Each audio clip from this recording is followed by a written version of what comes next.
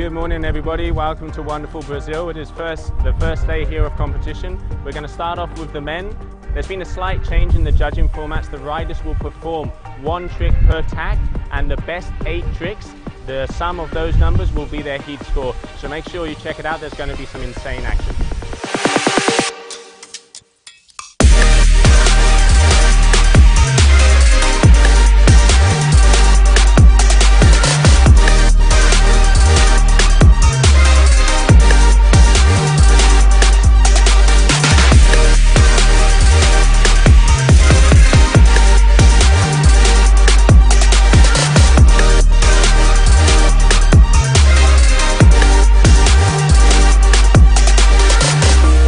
Made it all the way through the quarters and the semi-finals here today. Amazing action, and the guys were absolutely going huge. Highlights have been some riders like Ayrton Cosolino going huge as always. James Carew making it all the way through to the semi-finals against Camille Delanois. Local boy here in Prea has been riding incredibly and is the guy to beat out there. Amazing moves. Good morning, Jim. Morning, Marcus. Yeah, really excited to be here for day 2, and just up there in the highlight reel there was all the action from a really huge day, the first day of the GKA Kite-Surf World Tour, round 6 here in Prea, and all the actions that you just saw yesterday was highlights from the men's single elimination, where we ran all the way through to the final. So that will be coming up a little bit later on today, the men's final between Camille Delanois, a French rider who actually resides here in Prea, and he will be up against Ayrton Cosolino, the current champion and reigning tour leader. So a mouthwatering final coming up there. In the mini-final for the men will be Mitu Montero against James Carew. But first order of business today, we are moving into the women's competition, so the women's single elimination. So that is going to start any second now. Gotta be super cool to watch and to live broadcasting the evolution for the girls. I'm pretty proud to be a part of you guys' crew here. What a family affair. Oh, Prea is treating us so good. I don't came from this region, so for me it's a big trip, as I told you yesterday. But I have my roots of my family from the part of my mom from here, so I'm pretty proud to be surrounded from you guys and be in the ground of my heritage from my mom part of my family. Yeah, beautiful part of the world. It's a pleasure for us to be here as well. And on your screen right there is ladies tour leader Carla Herrera from Tarifa. We talked a lot about Tarifa yesterday. Tarifa has a big influence on the strapless freestyle. Many riders, competitors are from there on this tour, and they are all progressing pretty much as a group, so we'll talk more about that later on. But just to give you a little history on the women's competition, so strapless freestyle is really quite new for the women. For whatever reason, the men, there were more men who got into it earlier on, and we didn't have enough professional women taking it on as a new discipline. As we said, the tour is only really 3 years old, so it is a really fresh discipline. But we have 8 women competing here today in the competition. And a real mixture of skills and experiences. So coming up in the next heat, I think, is Yalu Langare, 2 times wave world champion. Cool. And we also explained the idea of this tour is that it's a combination tour. Oh, yeah. So we have loads of women who are really, really into waves, but this kind of extra extension of riding a surfboard, the strapless freestyle, is still new. But as I said, riders like Yalu Langare have really been motivated to join the tour, because what we're trying to find is the most complete rider, the most complete surfboard rider, and that applies to the women's competition as well as the men's. So really excited to see them here, getting enough girls here for the ladder, and they are on a progression as much as we are. Oh, First live stream broadcast for the Global Kite Sports Association, so we expect things to be improving day by day here as well as we go on from our side. I'm pretty tied to a Brazilian girl. They're going to be competing here. Marcelovic, she came from Rio. She's a multi-board rider. She do stand-up paddleboard. She's a terrific surfer. She's a supercharger surfer, so she's used to heavy conditions. And she came from a DNA of a family. Her grandfather was a kite surfer, a multi-sport guy. So she's going to be here. She's just doing like strapless kite surfing for a couple of months, but she's here, super excited to be a part of you guys' crew. Yeah. Yeah, I spoke to her earlier on. We'll talk more about her when her heat comes up. For sure. So the format for today is the riders have 8-minute heats. and the judges are looking at 4 trick categories. And the trick categories that the riders have to fill, there's actually 8 of them, 8 different trick categories. So we have air tricks, back roll based tricks, front roll tricks, board off tricks, rodeo based tricks, and then there's handle pass tricks. They are fewer and much further between, and we haven't seen any as yet from the women, and there's only a couple of men doing them, but it's a category in there, and for sure a high scoring one. There's also kite loop tricks. We're in a windy location, so riders are going to be going higher and higher, and we can hope to see some kite loops. And we're hopeful of seeing kite loops from the women's competition as well. And kick tricks, so a little bit more of a skate element. So I love the kick tricks. Yeah. So they're great to watch. So we will be seeing some more of those. But as for the criteria that the judges are looking for, there are 4 criteria. So the scores will be on technical difficulty, height and amplitude, power, and risk factor. The same criteria for the boys and for the girls? Yeah, same criteria as well. So so our first 2 competitors are on screen for this heat, and we are joining the heat. Looks like we're joining the heat towards the end. So competition underway quite early this morning, and your live stream coming up to you beginning just at the end of the heat by the looks. Carla Herrera-Aria, the current tour leader, against a new rider on the tour. Her name isn't exactly correct on the screen there. It's actually Sabine Boucaliers. She's from Belgium. She's 51 years old. Oh my God, how cool is that, man? Yeah, a real kitesurf lover. Very, very into waves and traveling, and found herself here in Prea in Brazil, and thought, why not enter? And she's been doing a fair bit of strapless freestyle, and said she's been enjoying that sort of skate style trick, but it's very much more at home in waves. So so we'll see how she gets on in this competition. Amazing. Let me do a little shout out to our audience in Portuguese. Okay, Jim? Yeah, for sure. Bom dia, galera. Vocês estão assistindo aqui um campeonato global, mundial, um circuito mundial, na sua penúltima etapa no Brasil. A gente tem feito uma transmissão no dia de ontem, toda integralmente em inglês. A gente vai começar a fazer um pouquinho a cada bateria, pelo menos um update em português para vocês que não têm o domínio da língua inglesa. É um prazer estar aqui representando o meu país num circuito internacional globalizado, com várias línguas, o português, o inglês, o francês, o espanhol. E estar do lado desses ingleses que estão aqui comigo no broadcast é um grande orgulho para mim. Obrigado por todos vocês pela audiência, amigos de Cabo Verde, amigos de Portugal, todas as pátrias de língua portuguesa espalhadas pelo globo. Aquele grande abraço, positive vibration para vocês. Thank you all for coming here. Obrigado. Beautiful sentiments, I'm sure, Marcus. Oh, for sure. Brazilian, Cabo Verde, Portugal, Mozambique, Brazil. We all share like a passion in our hearts, in our veins. We are pretty down-the-earth type of people, so we are pretty connect with our folks, no matter where they come. Great. Well, we are really, really enjoying being here in the northeast of Brazil in the Ceara state, in Prea. Likewise. One of the most formidable kitesurfing locations. Thousands of kitesurfers come here for their holidays over a really long season, actually 7-month season here in Prea, stretching pretty much from July through to January. And here we are in November, when the wind statistics pretty much are 25 knots by the afternoon, 100% of the days in the month. So this is amazing. What a time to run a competition, exactly. Oh my God, perfect scenario. So Carla Herrera from Spain, as we mentioned, against Sabina Boucaliers from Belgium. There was a slight change in the.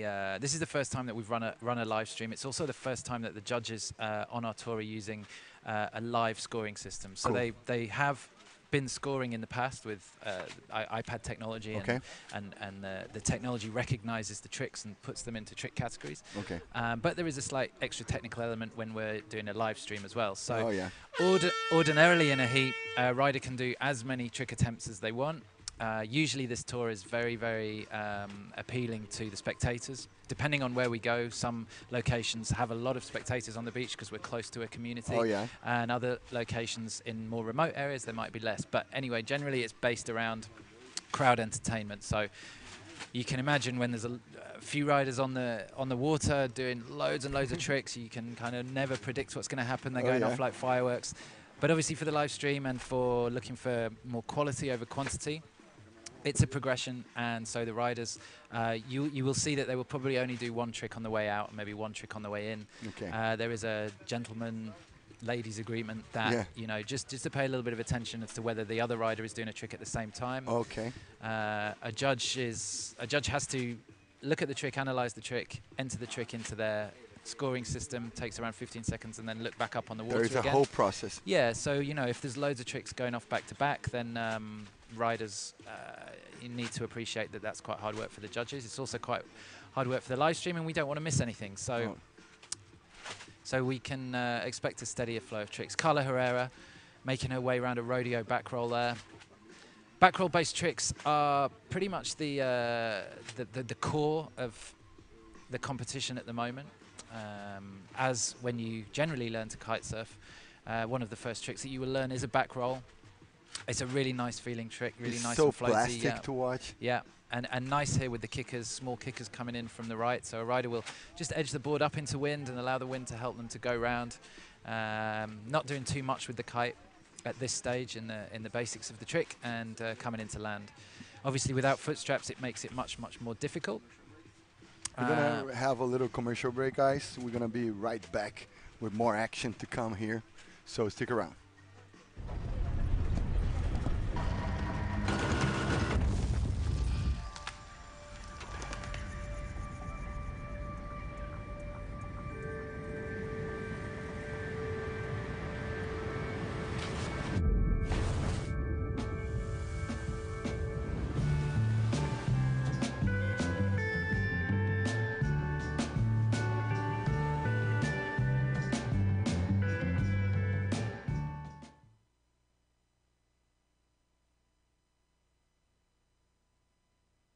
And we're back after the first heat of the day here at the GKA Kite-Surf World Tour in Prea, and we are in the women's single elimination competition. Coming up next is round two of round two. Don't be too confused by the fact that we're in round two. It's just the way that the format ladder works with the number of riders that we have. We have 8 women. And the way that the draw ladder has worked means that there are some buys in round one, and we are directly in round two with a ladder of 8 women. Carla Herrera, current tour leader, has just been on the water. She was against Sabina Bucaliers from Belgium, a 51-year-old, who for this, it was her first event. Her local spot, where she trains a lot, is the Brugge in Holland. Yeah, great to see some new and fresh faces on the tour this year. Obviously, this is the first time that the tour has actually visited the American continent, and as such, we see some new riders entering, which is always good to see. This is a fresh, new discipline, so many of the riders that you're going to see are going to be new names to you, and we will talk you through them as much as we can. About to start the heat. In fact, there goes the horn, so that is the start of the heat now. We have Charlotte Carpentier, who's 3rd on the tour this year, and she's going to be up against Sonia Bunte, who is on your screen right now. Sonia's from Germany. She's 41. And she has a pretty good history for some of the competitors here in this tour. Although this is her first event, on the German scene, she's done the racing championships before, as well as PKA slalom, and her best result ever was 2nd in the Germany racing event in 2015. And she's also finished 10th at the World Cup St. Peter-Ording in 2014. So really stiff competition at that one. St. Peter-Ording in Germany is one of the biggest competitions of the year, based in one of the biggest markets for kite surfing. All the brands get behind that event. It's a really big show, so many riders compete there. So if you can manage to make your way onto that tour, then you're doing pretty well. But anyway, this is a kite surf competition now, so she's made the switch into waves, and as such she finds herself on this mixed tour that looks for the most all-round rider, and this is a flat water strapless freestyle event.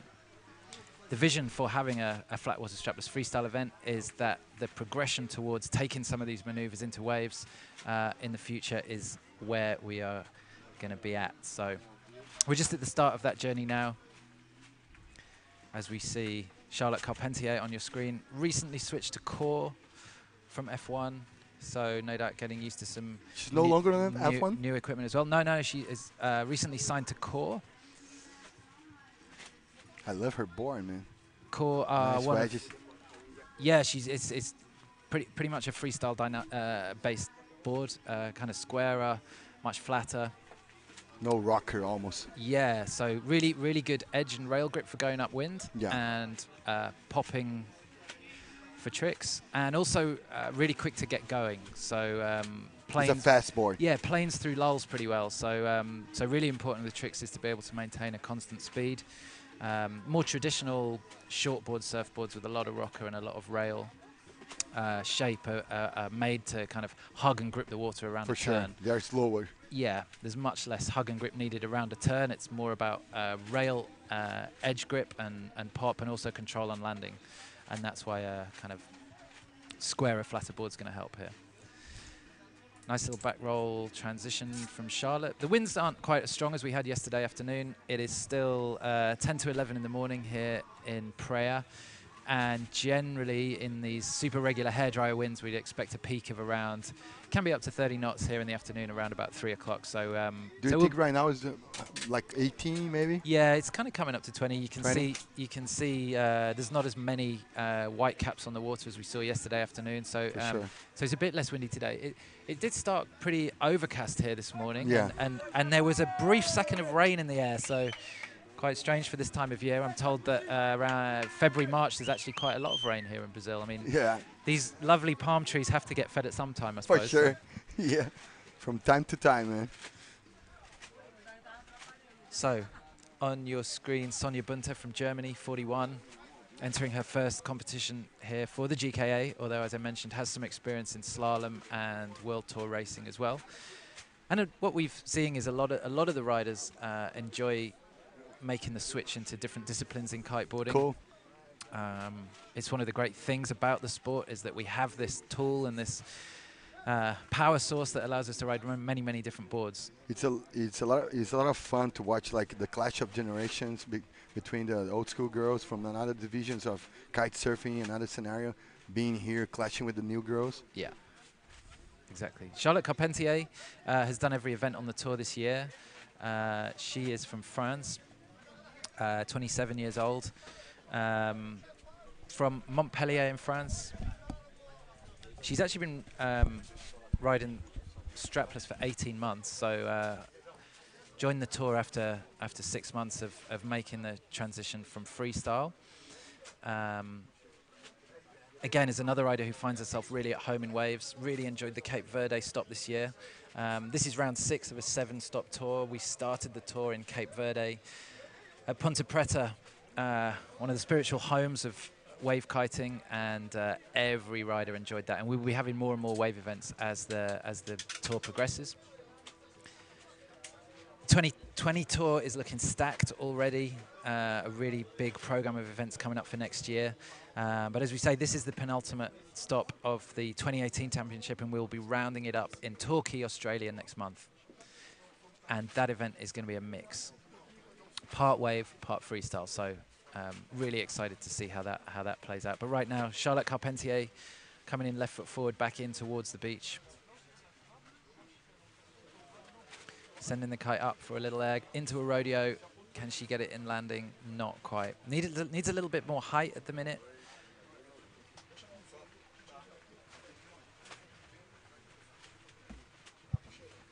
What we saw from the guys yesterday afternoon in the stronger winds was they were able to get much more height, and that allows quite a bit more chance to get the board underneath for landing. Obviously, it's a bit more technical to get height, and a bit more commitment in the kite as well. Charlotte spinning around a one-handed back roll there, just not quite getting it right. The waters are a little choppy here. Really good general free riding conditions. And the wind is smooth and it's pretty perfect, but it does take riders a little bit of time to just adapt to the conditions. As I said, this is only the first day of competition. It's the first round of competition for the women, and it's the 3rd time we've had the women on tour this year. Sorry, 4th. I apologize. So the 4th time we've seen Charlotte Carpentier in competition.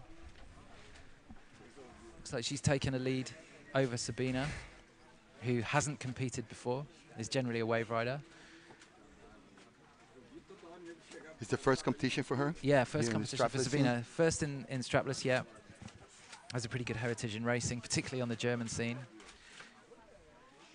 So she's used to strong winds. Yeah.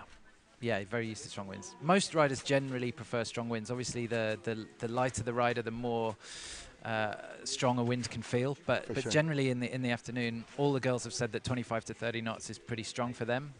You know, they're giving away sort of 30